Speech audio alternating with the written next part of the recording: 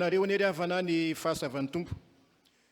Ny bokin'ny tantara toko faharoa, ny andininy fahadimy amby roapolo ka hatramin'ny faharoa ambin'ny folo, andininy voalohany ka hatramin'ny faharoa ambin'ny folo no akatsika ny afatry ny tompo. Tantara faharoa toko fahadimy amby roapolo, ny andininy voalohany ka hatramin'ny andininy faharoa ambin'ny folo. Amazia, mpanjaka tao Jerusalema no resahana eto havana malala. Amazia dia verina fa mpanjaka tanora satria 5 amby roapolo taona izy nanjaka ary nahatra 7 amby roapolo taona ny nanjakany tao Jerusalema. Anisan'izay mpanjaka tsara hoy ny voalaza eto izy, nanao izay mendrika teo anatrehan'i Jehova. Kanefa tsy dia tamin'ny fony manontolo, tsy dia nahafana folo loatra raha mifilaza azy. Satria hitantsika ny tantara fa na dia nakataon'Andriamanitra ary izy dia nivadika rehefa aorindrina amin'ity perikiopa ity ihany. Eto izy dia andeha hiomana hiady amin'ny Edomita. Ary nanomana vatan-dehilahy maro izay mahatratra 3 hetsy araka ny voalaza eto ny 20 taona no miakatra. Satria ny 20 taona miakatra manomboka eo no azo atao miaramila. 20 taona miakatra. Ary nahavory 3 hetsy izy nisan'ny Israely, isan'ny Juda moa ny marina kokoa. Dia mbola nanarama indray izy mpikaramana na misionera misy rahetsy tao amin'ny fanjakana avaratra tao amin'ny Israely zany. Nanarama olona hanampy azy, miaramila zay matanjaka rahetsy. Zany hoe firy zany miaramila? 4 hetsy zany miaramila. Aseho nefa ary havana malala eto fa tompon'ny hery sy ny fahefana Andriamanitra, ka dia tsy nakasitrahan'Andriamanitra io politikan'ny Amazia io, tsy nakasitrahany. Sitraka ory havana dia mbo avakitsika ny andinin'ny fahafito. Andinin'ny fahafito eto amin'ity tantara faharoa toko fahadimy amby roapolo ity.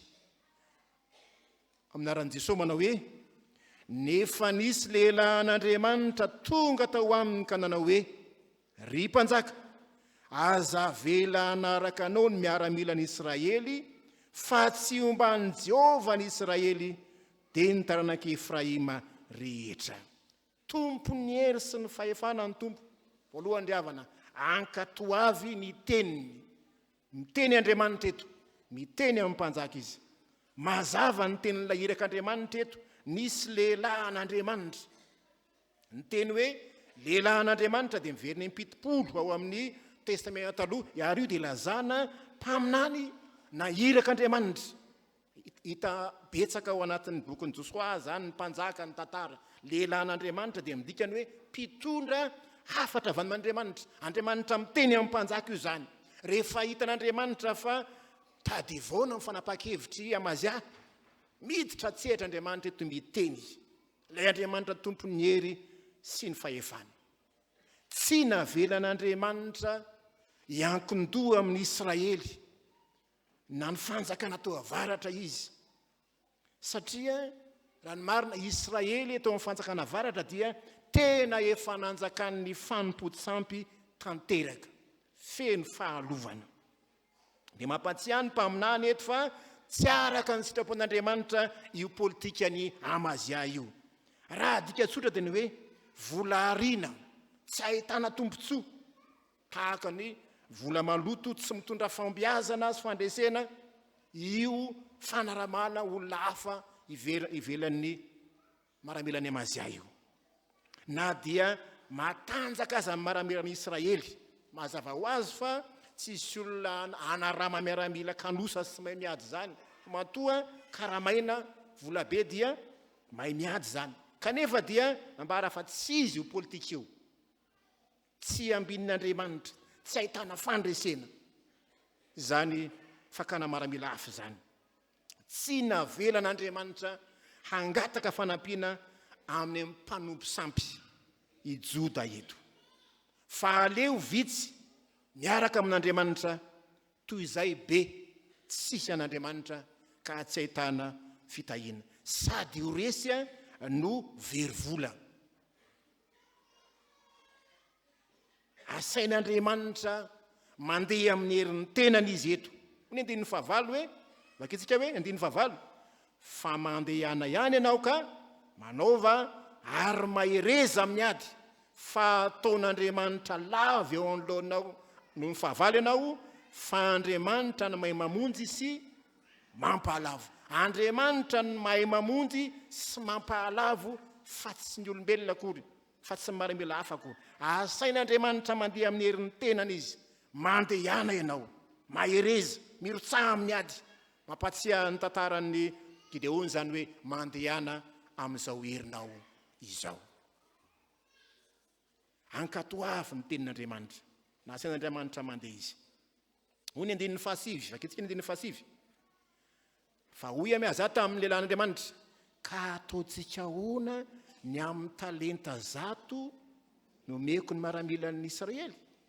Volafotsy zany.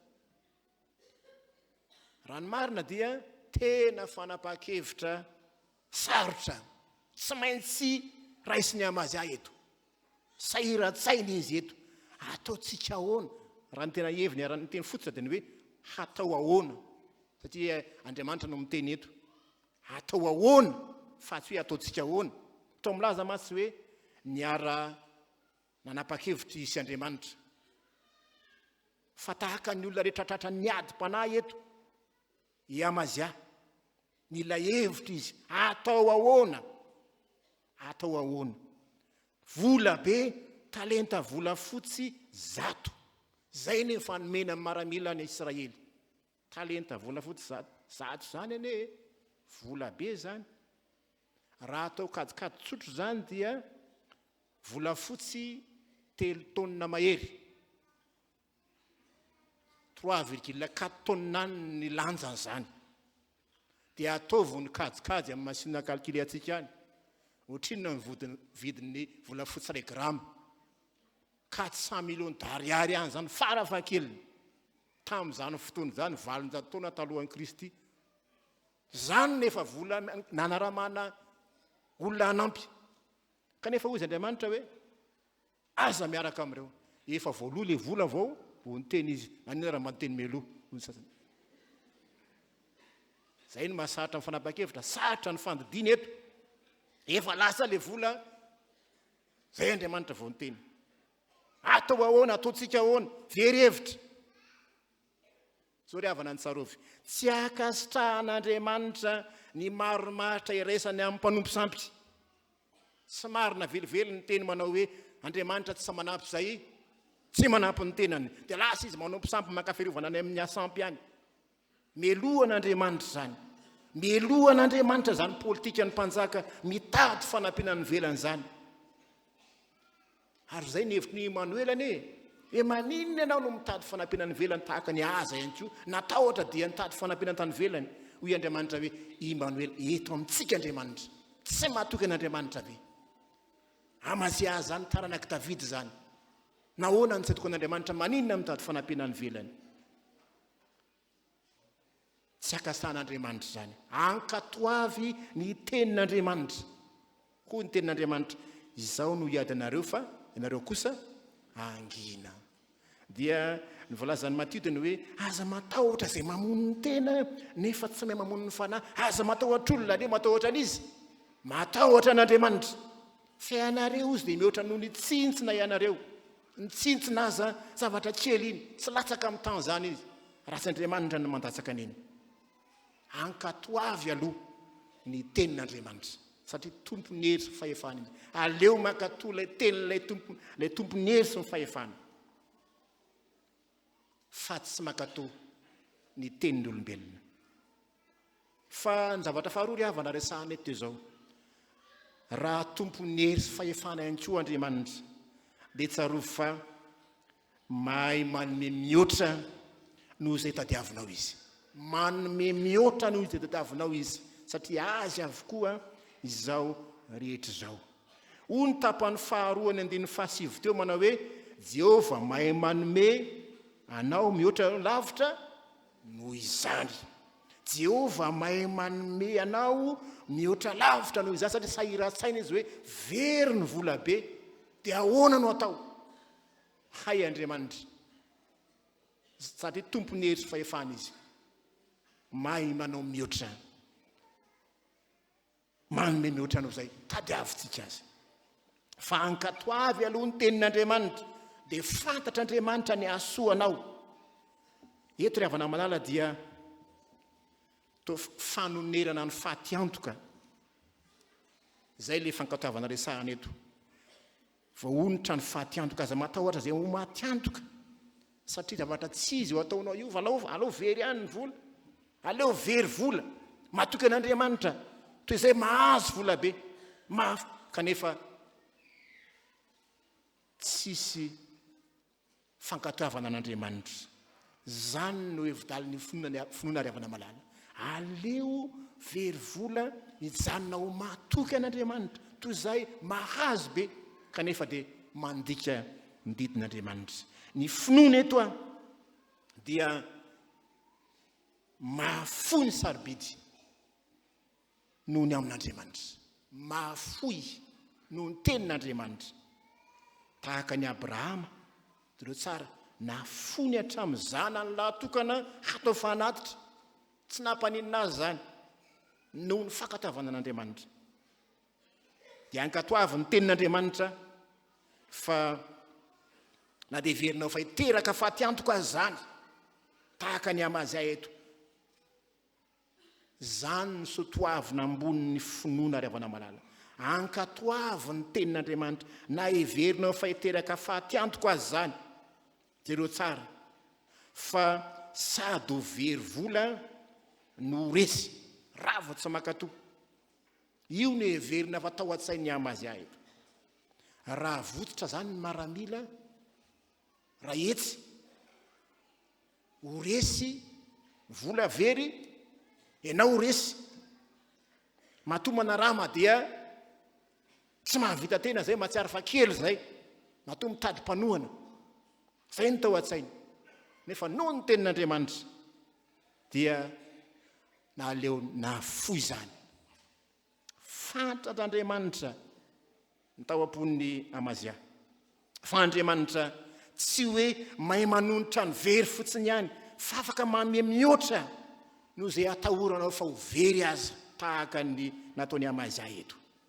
Mahafoy vola sy arena mba hanarahana ny sitrapon'Andriamanitra, manaiky ho fahatiantoka noho ny amin'Andriamanitra. Fa Andriamanitra eto tompony hery fahefana no miteny manao hoe mahay manome mihoatra lavitra noho izany izy, tsy voasandam-bola ny fanambinan'Andriamanitra. Zay le tena tombony lehibe, ilay fahatiantoka lasa loharan'ny fahombiazana satria Andriamanitra no niditra an-tsehatra eto. Rehefa nanaraka ny torohevitra mantsy i Amazia eto dia naomby nandresy nahazo tombony izy zany, nandresy na dia tsisy an'ilay miaramila raha etsy azy. Fandresena zay saika ho vidiana vola fotsy 3 taonina fa nandresy izy. Ny olona efa nandray vola tsy niady akory dia lasa nody, lasa ny vola be nody izy, nahazo karama tsy niasa izy. Reo olonareo mantsy efa saika tena tombony tsorany marina tezitra ange zareo rehefa ndanareo mody tezitra izy efa nomena vola be ohatra zany ndana mody mbola tezitra tsy isy toy izany.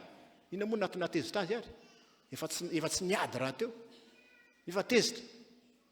Fa raha ny marina dia zao ny hoe efa nanantena ny andresy zareo ary rehefa mandresy izy dia ny fananan'izay olona voababy dia alainy avokoa. Zany niady teo amin'ny testamenta taloha zany babona ny fananany dia zay ny natezitra azy hoe tahaka zay sady nahazo vola fotsiny naninona nahazo fananana, zay ny natezitra azy. Andriamanitra efa nanomana fandresena ho an'ny Amazia eto dia nahazo baby maro izy voalazy eto zany. Tsy voasandam-bola ry havana malala, tsy voasandam-bola ny fandreseny Amazia fa Andriamanitra no miasa. Fa tsarovy tsisy mpanjaka zay voavonjy ny miaramilany jereo ny tantaran'ny farao. Andriamanitra ny tompon'ny hery sy fahefana. Andriamanitra tsy andao mihitsy zay olona manao sorona ny tenany ka anaraka azy. Zao ny teniny tamin'ny Abrahama manao hoe tsy andao anao aho, mandra-panaoko zay voalazako taminao. Andriamanitra tsy mivaditra amin'ny fanekeny zany. Rehefa nyteny tamin'ny Amazia izy hoe mandehana mirosaha amin'ny ady, za mampandresy, dia nandresy izy, nahazo tombony izy, manome mihoatra ny mpaminandry havana, mampatsiahy eto. Fa ny tena arena, ny tena arena eto, ny tena tombony avy amin'Andriamanitra, dia tsy ny fahaizana mandrindra sy mandamina amin'ny miaramila akory, fa avy amin'Andriamanitra. Ny fandresena sy ny fahombiazana dia tsy ho azonao koa zany raha tsy mankatohan'Andriamanitra ianao. Fankatoavana ny teniny, azahoana tombony lehibe zara riavana malala. Koa anontany olo ny tompo alohany anapanao hevitra amin'ny fiainana, anao dingana lehibe, sao dia anao tahaka ny Amazia, ho faty antoka ny ao an-tsaina.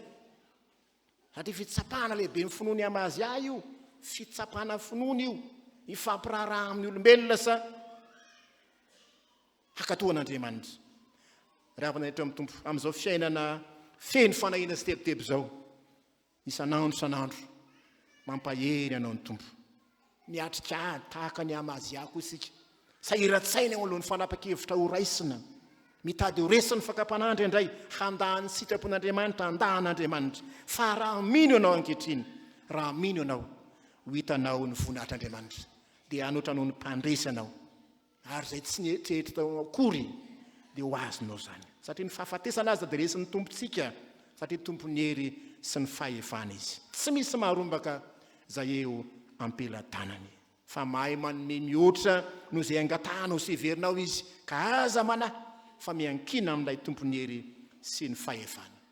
Raha vanetro amin'ny tompo, hain'Andriamanitra ny mampandresy atsika, fa hainy ihany koa ny mampalavo araka ny teniny tao. Koa raha te handresy ianao, raha te ahazo mihoatra noho izay heverinao ianao, dia aza be kajikajy amin'ny fiainany, fa fenoy fankataovana an'Andriamanitra ny teninao. Voalazan'ny Jakoba teny hoe ianareo izay manao hoe anio na apito zay dia hoakany ananiny, dia itoetrany zay eritony hipetraka any, dia tady volany zay dia azo tombony zay, dia aza manao an'izany ao izy Jakoba, fa maninona aleo manao hoe raha sitrapony tompo, raha sitrapony tompo ka velony zay dia ataona izao. Fa ankatoavy ny tenin'Andriamanitra dia azo tombony mihoatra isika noho izay verintsika aza. N'Andriamanitra ny voninahitra ho aminao ry havana ny fiadanany. Amen.